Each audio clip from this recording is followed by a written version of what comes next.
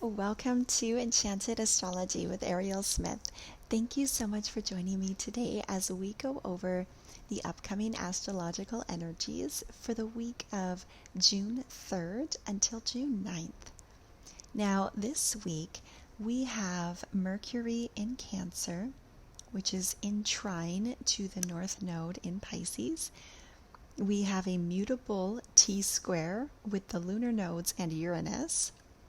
And we have Venus conjunct Jupiter in Cancer. Now, to start the week off on June 3rd, we have Mercury at 3 degrees of Cancer in trine to that North Node at 3 degrees of Pisces. Now, our mind here is on a path of developing our intuitive intelligence. Of being able to understand something that is beyond language. It's where you just know something, or you can sense something without being able to necessarily articulate it. You are more aware of subtle language and cues like subtext, tone, body language, and just overall energy. And this is part of where we are headed in our evolutionary journey toward remembering who we are and remembering our divinity. And part of that journey is growing beyond the communication that was designed for being in separation, where we have to talk at and to each other as these separate beings, because we can't or haven't been able to feel a shared connection before in the same way that we are developing now. We are heading towards being able to feel, sense, perceive, and know another's energy without having to say anything. And it's kind of like, almost like with our pets. We don't communicate language back and forth with our pets the same way we do with each other, but we can sense if something is off. You can read it in their energy. You can sense it. You pick up on their body language, and it can be so subtle. You can't even specifically name it.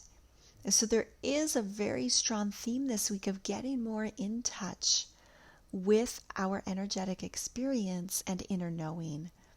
But Mercury is also square to Neptune in Aries at 4 degrees. And Neptune in Aries wants to act on something. It wants to create a very clear and direct impulse to move toward. It wants inspiration and creativity, but it wants to do something with it immediately. And Mercury in Cancer, trine the North Node in Pisces, is not clear, right? We are in the realm of feeling and sensing, but it's not clear, factual, and directive. It's a more passive, receptive energy that this Mercury is in, and that Neptune in Aries wants to be more assertive, wants to take action and be clear in its direction forward. So you could almost feel a strong urge to take action and move something forward, but your mind isn't clear on what that is yet. And that's okay, because that North Node, still in Pisces right now, is asking us to be more comfortable with the undefined, to be more comfortable with not knowing. And just trust the timing. Trust that when the time is right, it will become clear and you will see the next step. Now, the next day on June 4th, the lunar nodes move into an exact square with Uranus in Gemini, forming a mutable T-square at 2 degrees. So we have Uranus at 2 degrees of Gemini, the North Node at 2 degrees of Pisces, and the South Node at 2 degrees of Virgo. Now, these nodes are finishing up their journey through Virgo and Pisces, which is the axis of our perception, Virgo perceives the external world as a metaphor for the internal one, and Pisces governs our internal world and experience. And the nodes here have been challenging the way we have historically perceived the world through that lower Virgo expression of only using the external world for data, only using what can be observed, measured, and validated through physical means. And it's asking us to connect more to our internal experience in Pisces, where we take a softer, intuitive understanding of our experience. That lower Virgo energy can be overly critical, judgmental, and elitist.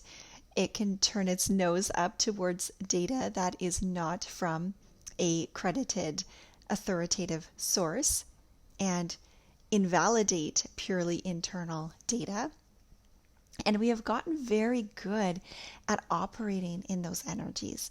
But over the previous 17 months that the lunar nodes have been in Virgo and Pisces, we have been asked to be more open to our internal experience, our intuition, and sources that can't be validated in the way Virgo likes to validate, which is with an external credential. Now, Uranus in a mutable T-square to the lunar nodes here, as they finish up their journey through the signs of Virgo and Pisces, is acting like a wake-up call to either extreme. So there could be something completely unexpected that forces that South Node in Virgo to question its validation process, or question the data and information it's receiving from its sources. This is the energy of a sudden breakthrough, and with Uranus in Gemini, that could be receiving information of some kind that completely changes your mind or challenges your existing perception. It is a growth toward the Pisces energy of trusting yourself, learning to be more receptive, open, and flexible, that comes through a disruption or friction of some kind. So there is a retracting away from the Virgo South Node that causes a growth toward that Pisces North Node, but it's through something that is sudden, unexpected, and quite frankly could be downright shocking with Uranus involved. And that square energy is tense and challenging. It's not the energy of slowly, changing your mind over time. It's more the energy of changing maybe your entire perception overnight because of some information you received from an unexpected source. Maybe you realize the institution you followed for all your information is no longer trustworthy, and that everything you learned from that institution is also not trustworthy, just as an example. So Uranus is challenging that journey from Virgo South Node of overthinking, overanalyzing, needing to judge and fix, toward the Pisces energies of accepting life as it unfolds with trust in what we cannot see. Trust our intuition to guide even when it doesn't make sense and you can't analyze it. Virgo is an energy that likes to give, and Pisces is also a giving energy, but it's also very receptive. And this is because it is the energy of that unconditional love that accepts all. Virgo energy analyzes and makes a judgment, and Pisces energy is entirely non-judgmental. So we have been on this growth journey for the past 17 months, and here comes Uranus squaring both nodes, and it's almost like he's using a defibrillator with the paddles and sending a jolt of electricity to shock both sides awake here to activate more of that growth through friction, but it's jarring, uncomfortable, and sudden. It's sort of like if you're falling asleep and you get a rude awakening by the phone ringing or your dog barking or something that startles you awake. So here is Uranus to startle us back awake, especially during a time where it can feel so overwhelming of what is going on in the world right now that it can be easy to just go back to sleep. Now, in alchemy, there are 3 stages of the alchemical process. And the first is called Nigredo, and it is the breakdown and decay of the old self or material. The second stage is called Albedo, and it's the cleansing and illumination where we gain insight, order, and purity. And the third is called Rubedo, and it's the completion of this transformation, integrating or embodying the insights into a new whole. And there can be a trap at stage 2 where the purification happens without integrating it. So it gets stuck at stage 2 of Albedo and doesn't move into that stage 3 of Rubedo. So someone stuck in Albedo may keep refining, analyzing, or seeking purity, but never make the final leap into action, integration, or wholeness that is represented by that third stage of Rubedo. So basically, getting stuck in endless self-improvement without actually transforming. Now, this sounds very Virgo self-node, right? So here is Uranus, a sudden force of energy that can help activate and move the process from stage 2 of Albedo into stage 3 of Rubedo. So he will be activating this for the remainder of the month, making sure the alchemical process and that transformation completes. Now, this T-square will continue to play out for the month of June as those nodes hang out at 2 degrees and eventually retrograde back to 1 and 0 degrees. And Uranus moves ahead to 4 degrees later in July before the nodes switch signs. Now, if you have planets or points between 0 and 4 degrees of the mutable signs, so Gemini, Virgo, Sagittarius, and Pisces, this alchemy will be working more closely with you as part of this T-square. Now, on June 9th, we have Venus conjunct Jupiter at 25 degrees of Cancer. Venus was last conjunct Jupiter in Cancer on August 11th of last year, 2025, during this Jupiter in Cancer cycle. But this conjunction did not happen in the previous Jupiter in Cancer cycle. So Jupiter takes about 12 years to move through the entire zodiac, spending roughly on average 9 months in each sign. And the last time Jupiter was in Cancer was the years of 2013, 2014. And as Jupiter was entering into Cancer, Venus was just leaving Cancer. So we had Jupiter at 0 degrees and Venus at 29 degrees of Cancer. So they didn't meet up during Jupiter's stay in Cancer last cycle. So it was the cycle before 2001 to 2002 where Venus made 2 conjunctions to Jupiter in Cancer.